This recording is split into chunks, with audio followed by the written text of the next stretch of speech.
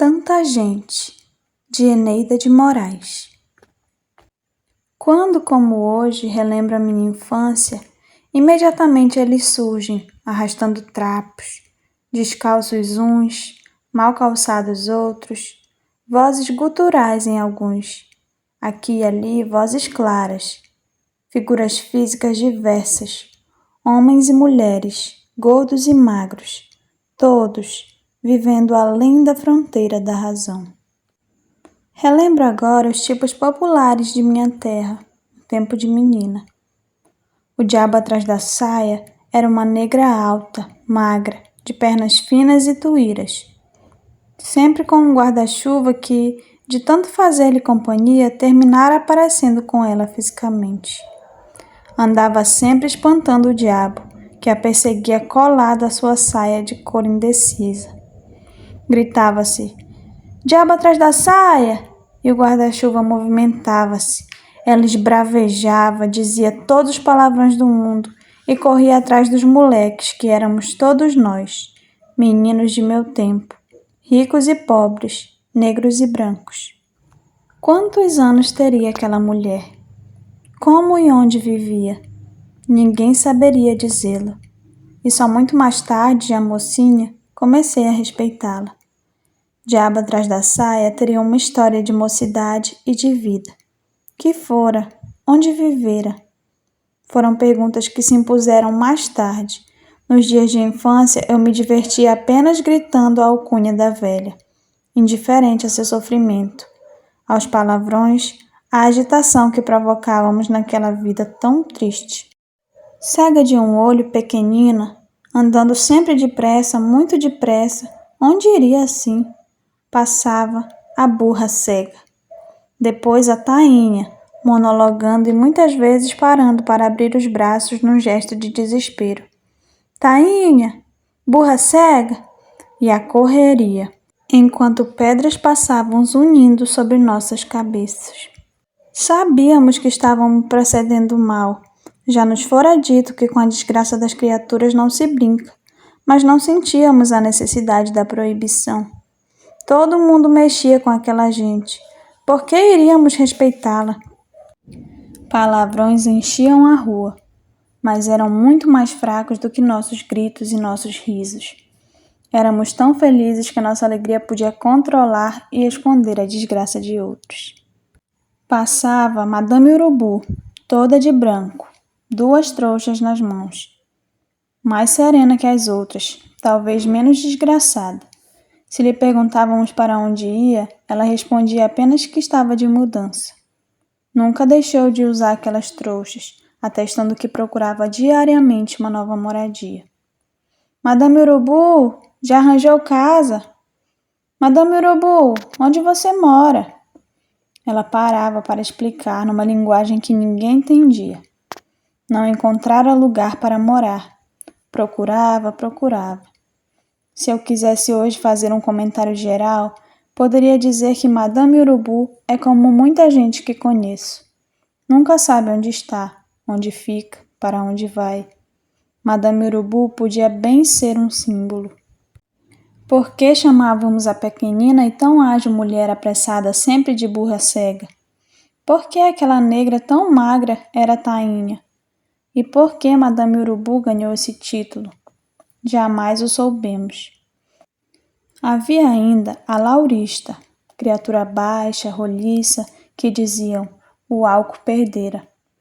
Desta sabíamos que era assim chamada porque seu ídolo político era Dr. Lauro Sodré.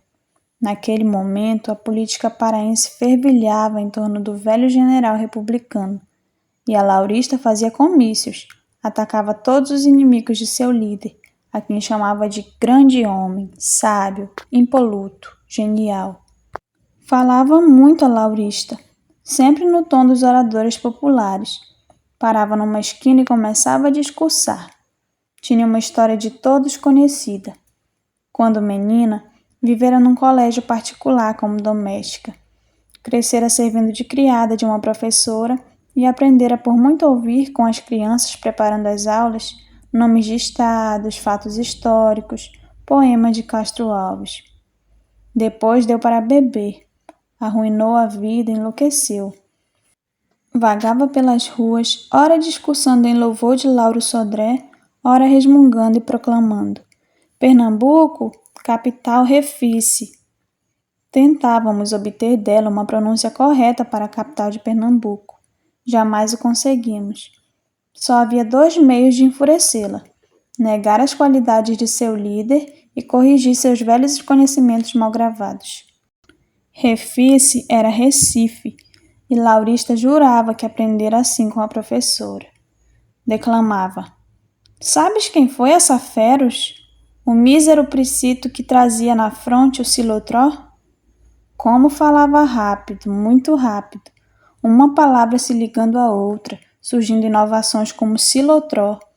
Só muito mais tarde conseguimos saber que estava declamando o Arrasveros e o Gênio, de Castro Alves.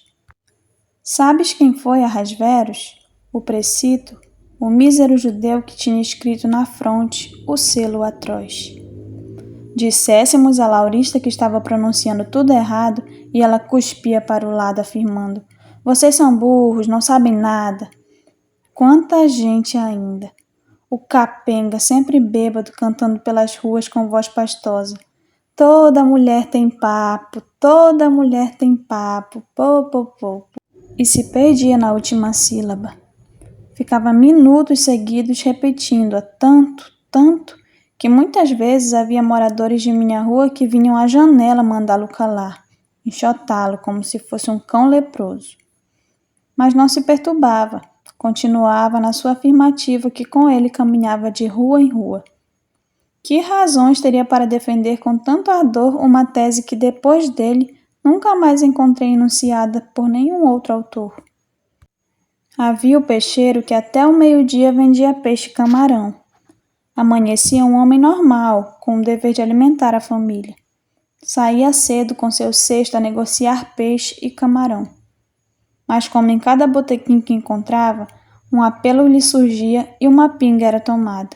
Às 12 horas desapareceram o honrado português das primeiras horas da manhã. Agora era ébrio, que com a cesta vazia continuava gritando com voz pastosa, enquanto se arrastava vermelho, sujo, levando pedradas. Peixe camarão, e cambaleava. Os relógios poderiam ser acertados na minha rua quando se escutava seu pregão. Muitas vezes ouvi alguém dizer sem olhar ponteiros: É meio-dia. Peixe camarão, coitado, já está bêbado. Monótona melodia marcada pelos ão acompanhava o cambalear do homem. É muito perigoso mexer com ele, diziam-nos. A faca que trazia à cintura para cortar as postas de peixes surgia ameaçadora quando atrás dele corríamos. Nunca que eu saiba, peixe-camarão matou ninguém.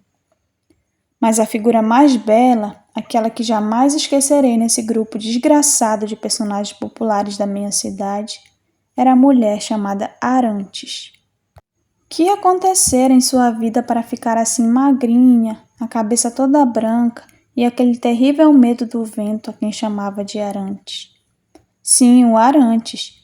Agarrava as saias muito de encontro ao corpo, andava lentamente, e quando a ventania de todas as tardes, aquela ventania que começava às 13 e acabava às 16 horas, iniciava seu passeio pela cidade brincando com as árvores, derrubando as folhas como que afastando o calor, ela parava a soleira das portas, cosia seu corpo às paredes e aos muros, chamava as pessoas que passavam. Dizia, aconselhando trêmula, medrosa: Cuidado, cuidado, segure bem a sua saia. O Arantes já chegou. O Arantes está aí. O Arantes está solto. Os homens podiam ir e vir. Não deviam temer o Arantes. Eram seus iguais. Mas as mulheres, essas, precisavam de defesa. Fosse qual fosse a idade, deviam defender-se dos perigos do Arantes. O vento balançava roupas e ela vigilante, contando histórias do Arantes ao ouvido das moças e meninas. Ele é traiçoeiro, muito traiçoeiro, dizia. Quando encontrava uma senhora grávida, ficava mais nervosa apontando a futura mãe. Viram? Olhem o que o Arantes fez nela. O Arantes, aquela ventania amazônica diária trazendo cheiro de maresia, lembrança da Guajará, era pai de todos os filhos, sedutor de donzelas, criador de todas as crianças. Se o vento levantasse a saia de uma mulher, a pobre criatura punha as mãos nos olhos, esquecia sua própria dor e, gemendo, sofrendo, exclamava: Coitadinha, coitadinha, o Arantes agarrou ela. Possuída de enorme angústia, segurava o vestido, implorava piedade ao vento. Andava, parava, aconselhando as mulheres que tivessem cuidado, muito cuidado. Deve ter havido outros. Devo ter conhecido mais tipos populares em minha terra no tempo de menina. Mas esses são os que estão vivos e ativos na minha recordação. Gosto de chamar o vento de Arantes.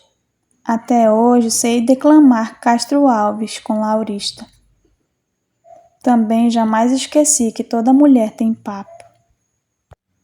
Lá vão eles, arrastando trapos, descalços uns, mal calçados outros, vozes guturais em alguns, aqui e ali vozes claras, figuras físicas diversas, homens e mulheres, gordos e magros, todos vivendo além da fronteira da razão. Fui muito má para eles, eu sei agora, mas é difícil convencer uma criança feliz de que há gente desgraçada.